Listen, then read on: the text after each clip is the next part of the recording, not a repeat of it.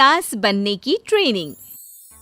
सुधा के बेटे की शादी होने वाली थी और वो इतनी एक्साइटेड थी कि आज मैं ऊपर आसमां नीचे, आज मैं आगे जमाना है पीछे। अरे हाँ भाग्यवान, तू सबसे आगे ही है। लेकिन हुआ क्या है? सास बनने वाली हूँ मैं। अरे घर में एक नया सदस्य आ जाएगा, कितना अच्छा लगेगा ना। आप और राहुल तो ऑफिस चले जाते थे और मैं पागल की तरह घर में अकेली। अब तो मेरा साथ देने वाली आ रही है इस घर में। बहुत बहुत बहुत खुश हूँ मैं। ओहो ठीक है बेगम, लेकिन अपनी खुशी को लगाम लगा कर रखो। क्या पता कैसी आए, तुम्हारा साथ देने वाली आए या फिर ऐसी आ जाए जो तुम्हारी शक्ल देखना भी पसंद ना करती हो। ऐसा क्यों बोल रहे हैं जी?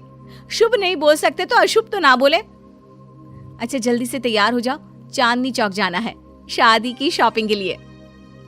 हाँ हाँ, थोड़ी सुबह तो हो जाने दो, दुकानें बाजार खुल तो जाए। तुम सच में ना पागल हो गई हो बहू के आने की खुशी में। बेटा माँ की हरकतें देख रहा था। वो सारी बात फोन पर अपनी होने वाली बीवी राशि को बताता है। फिर पता है क्या हुआ? माँ ना सुबह 6 बजे ही पापा को चांदनी चौक जाने को कहने लगी।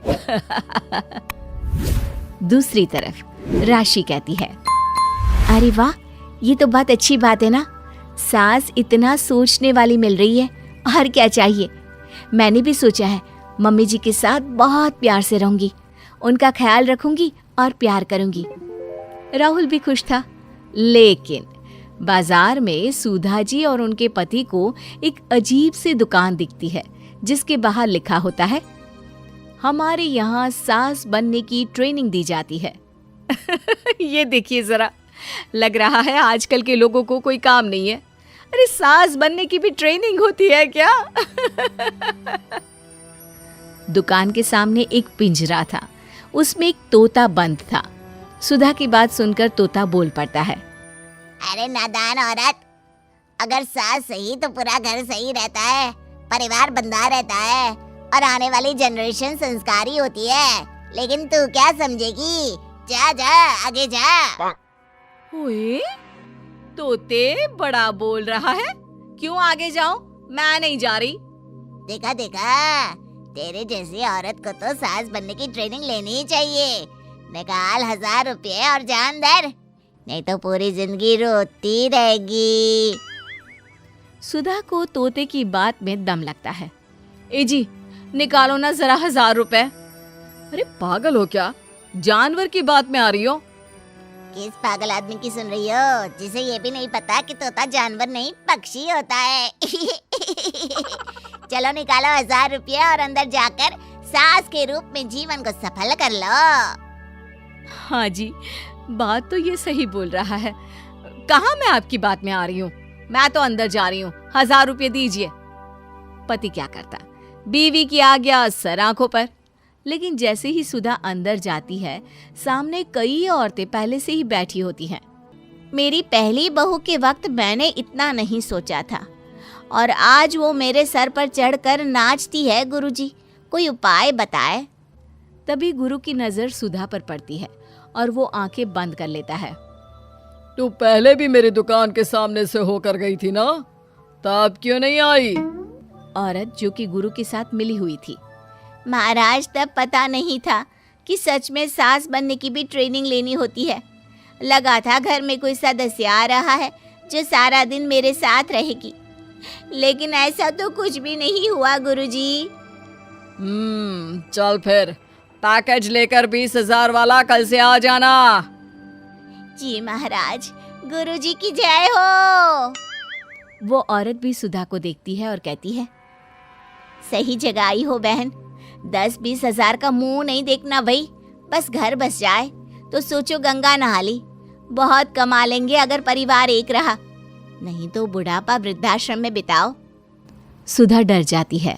वो गुरु के पास जाती है और उन्हें पैसे देती है।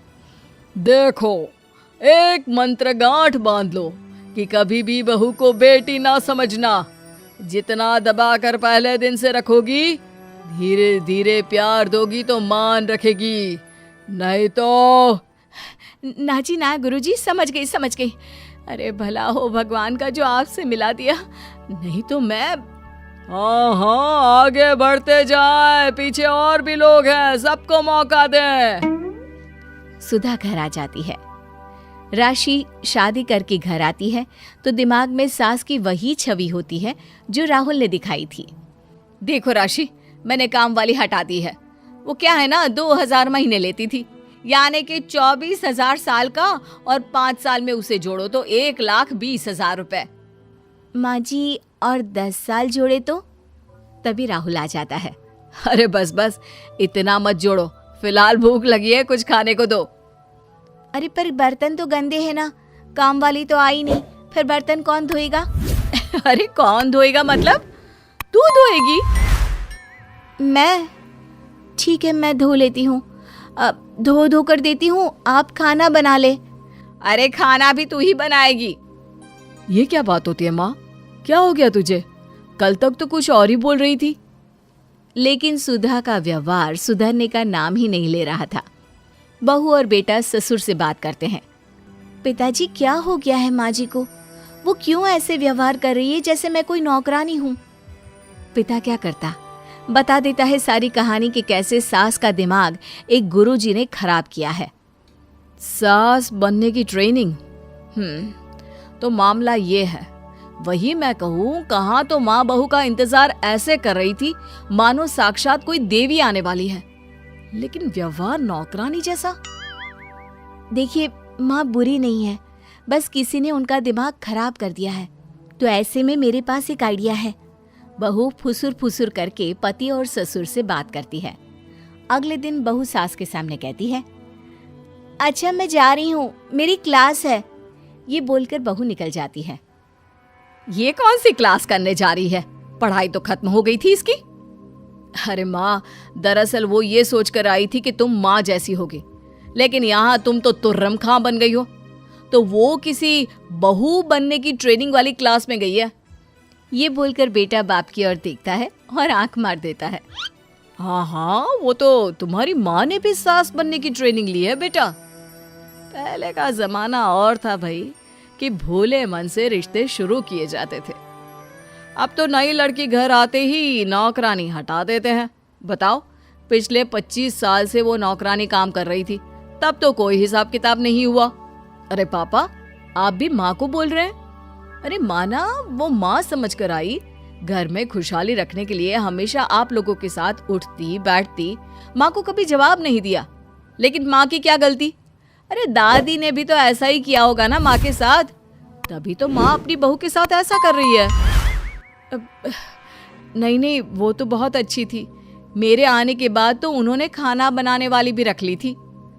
अरे तो फिर तुमने क्यों काम वाली हटा दी? किसी के कहने पर अपना घर खराब कर रही हो तुम सुधा। अब बहू भी गई है ट्रेनिंग लेने, पता नहीं क्या सीख कर आएगी। नहीं, मैं अभी जाकर उसे ले आती हूँ। तभी बहू वहां पर आ जाती है। नहीं माँ जी, मैं कहीं नहीं गई थी, मैं तो सिर्फ आपके लिए ये नई साड़ी लेने गई थी। अब तो सब ठीक है ना?